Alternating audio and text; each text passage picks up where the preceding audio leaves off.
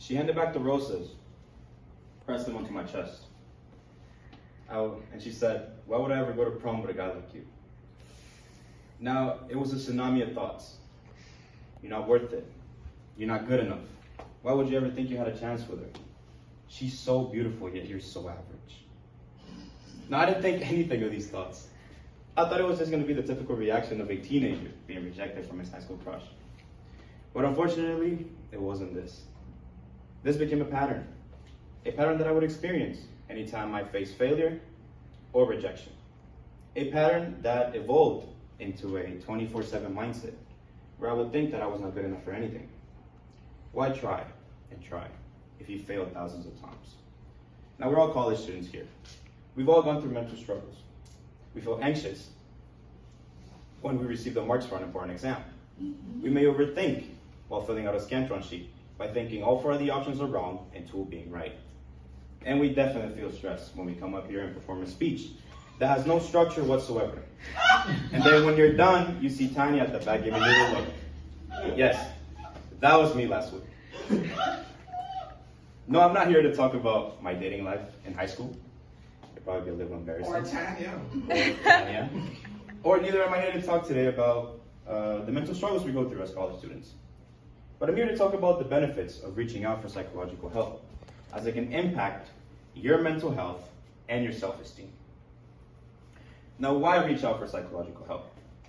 Reaching out for psychological help is necessary for ourselves and the stability of our relationships. Now, before going into therapy, I was really prejudicial. I thought, why would I sit with a stranger for 30 minutes and just feel bad about myself? Be reminded how miserable I am and how miserable my thinking is. So I made this straight with her out of the bat. I told her, I don't want this to make me feel any more or any worse than I already feel. I want this to be sessions where we talk about solutions. So she told me we were going to implement a technique that was developed in the 1980s, in which 2 psychologists came together and they said, we're going to break the stigma. We're going to break the stigma that therapy has to be this 30 minutes of being miserable and crying and letting out your problems. Instead, what we're going to do is we're going to focus therapy, instead of prioritizing the problems, to prioritize with solutions. This is called solution-based therapy. The definition, well, it's pretty self-explanatory. You prioritize solutions rather than problems.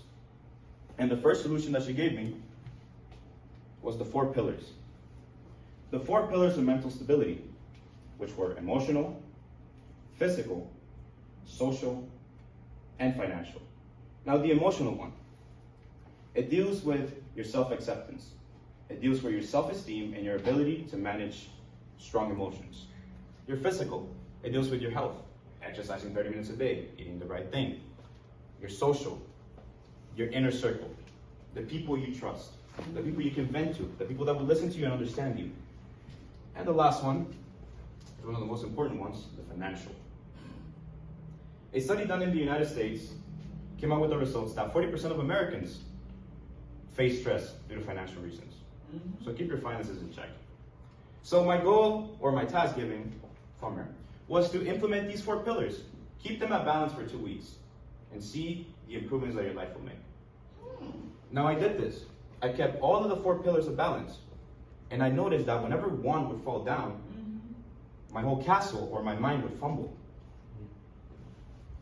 So that I've spoken about on how it helps find stability through these 4 pillars, I'd like to speak to you guys about how reaching out for help can impact your stability in your relationships.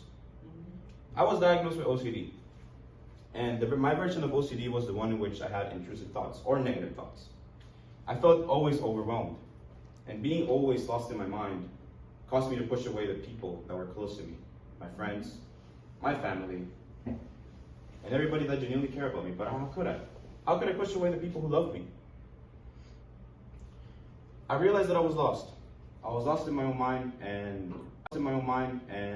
I vented out to the person that I love the most and trust the most in my life, my mother. I spoke to her, and she let me know that what I was experiencing, yes, it might be traumatizing. You might be struggling at the moment, but everyone has experienced mental struggles. She was the one that initially suggested that I reached out for professional help. Now, I remember telling this to my therapist about how I didn't trust anyone, I couldn't talk to anyone. And she gave me advice. And the advice that she gave me was that there's always people willing to listen to you. You just have to carefully pick for the right one.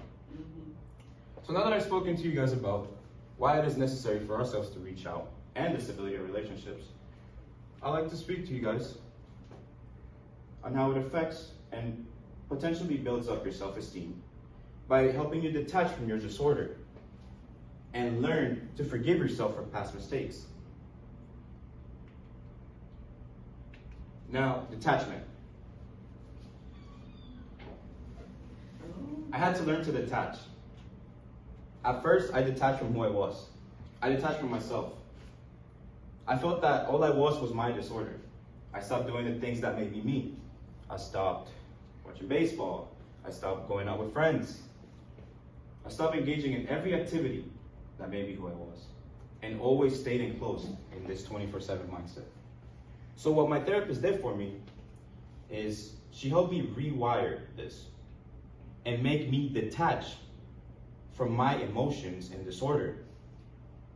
And the way she did this was that she reminded me that you're a completely different person than what your thoughts are.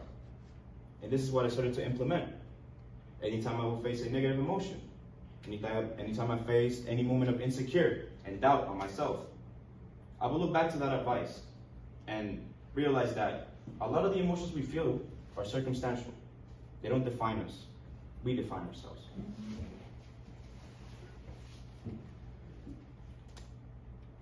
Now that I've talked to you about, now that I was detached from my mental disorder, I had to learn to heal. And I had to learn to heal by using learned lessons, or better known as past failures. I had to learn to move on. And I remember one of the thoughts that I would always get were, you have failed as a son, you have failed as a brother, you have failed as a student, and you have failed as a baseball player. I would constantly beat myself up because of my disorder. The thoughts would just multiply in my head. And for the solution that my therapist gave me, she told me to watch the show.